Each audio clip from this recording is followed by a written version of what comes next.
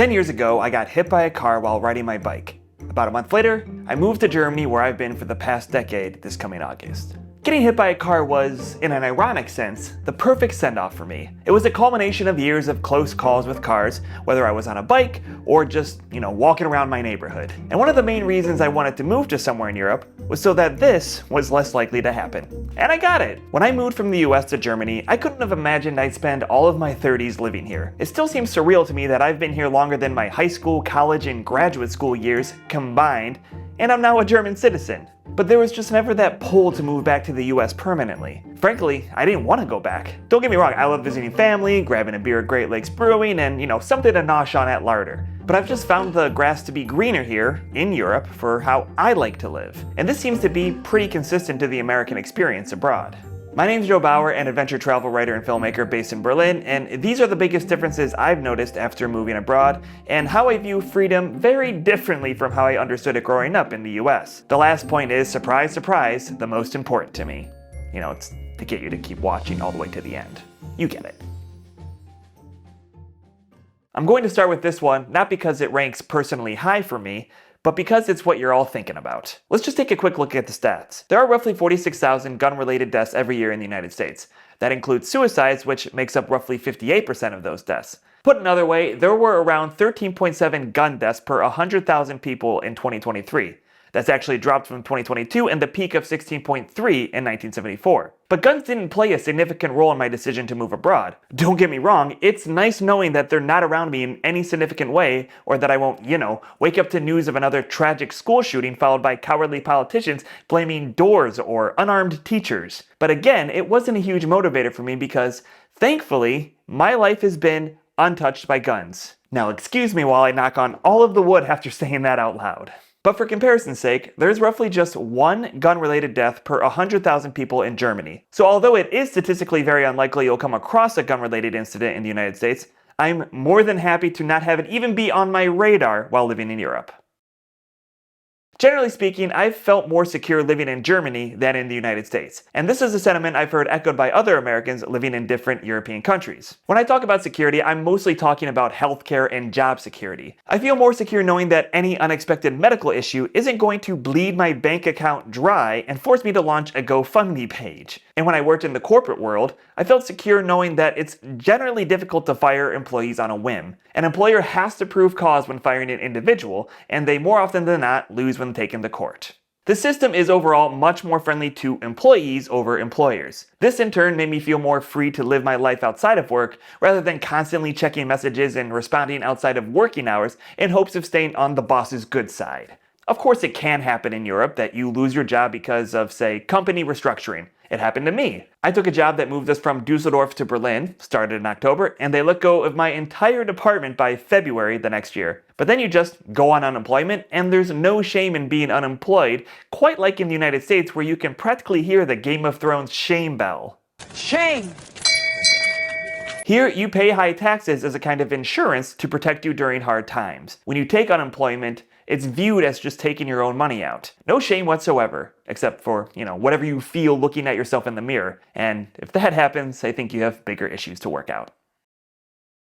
After nearly a decade of living here, there are certain things about life that have lost their magic, which is bound to happen no matter where you live. But something that I simply never get sick of is the linguistic and cultural diversity of the continent. When I lived in Dusseldorf, I could bike to the Netherlands, or easily get to Flemish-speaking Belgium, French-speaking Belgium, France, or Luxembourg, all in the same day. In Berlin, Poland is an hour train ride away. Prague is about 4 hours away. If I'm up for a longer train ride, I can easily get to Western Austria or even Northern Italy. In fact, about a year ago I took the train from Berlin to Bologna to kick off a fastpack to Florence. Traveling similar distances in the United States, I'd arrive to just more of the same, generally speaking.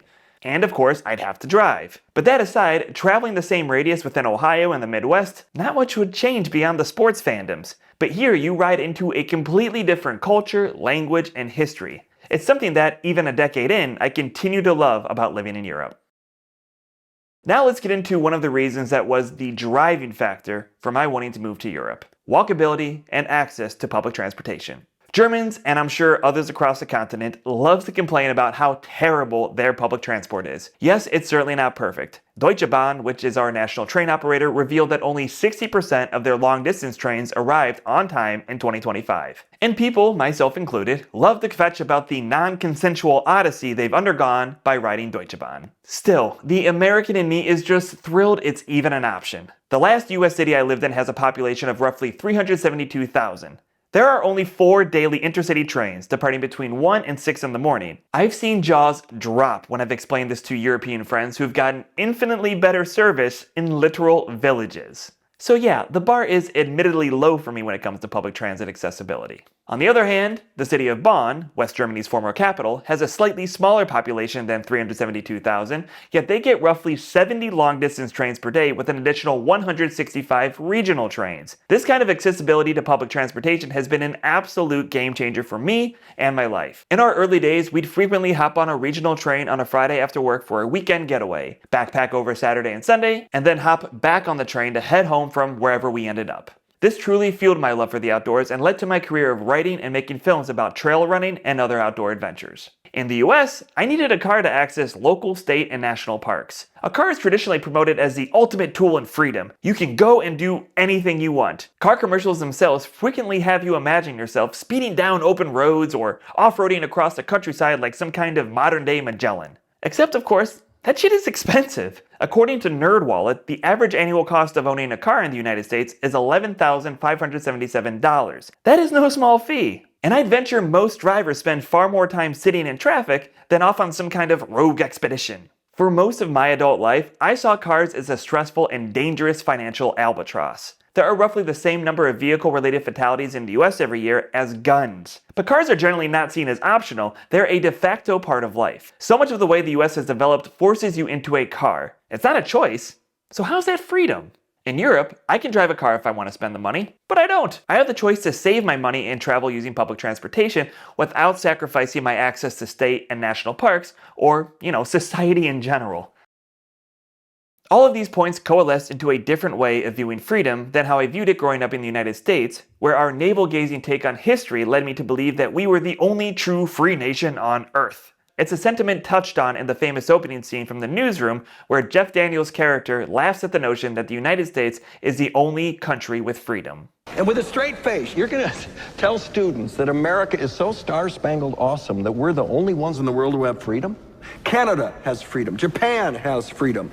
The UK, France, Italy, Germany, Spain, Australia, Belgium has freedom. So 207 sovereign states in the world, like 180 of them have freedom. No country is perfect. In fact, I plan on making a separate video to demystify American perceptions of life in Europe. But when it comes to freedom, I feel far more free to live my life the way I want to here than I ever did in the United States. Different countries have different degrees of freedom, and different people will have different priorities. For me, true freedom is about having access to society with as few barriers as possible. You shouldn't feel like you're physically or financially in danger for simply existing. In many parts of the US, you simply need a car to function in society, to have a social life, to work, to get groceries. Remember that $11,577? That's a significant upfront cost just to have access to basic life necessities. Here, I generally don't have to worry about gun violence, about going bankrupt because of an unforeseen medical issue, and I don't need to own a car to have a life. It bears repeating that life is far from perfect here. No place is perfect, but there are fewer barriers to living a life with dignity. And to me, that's true freedom. But what, pray tell, does freedom look like for you? Let me know in the comments and stay tuned for my next video, which should be covering my week in Uzbekistan before I come back with a couple of planned videos. One that celebrates the 40th anniversary of the Legend of Zelda series by looking at how it's inspired me to seek out adventure in my real life, as well as the impact it's had on other gamers turned adventurers, and another that, as I teased earlier, demystifies life in Europe. Because it's not all bike lanes and trains, people. We have fascists here too, which hits different in a place that's keenly aware it was a villain for most of the 20th century and yet still has people thinking, let's try that again. Thanks for watching, go watch some of my other videos, and see you next time.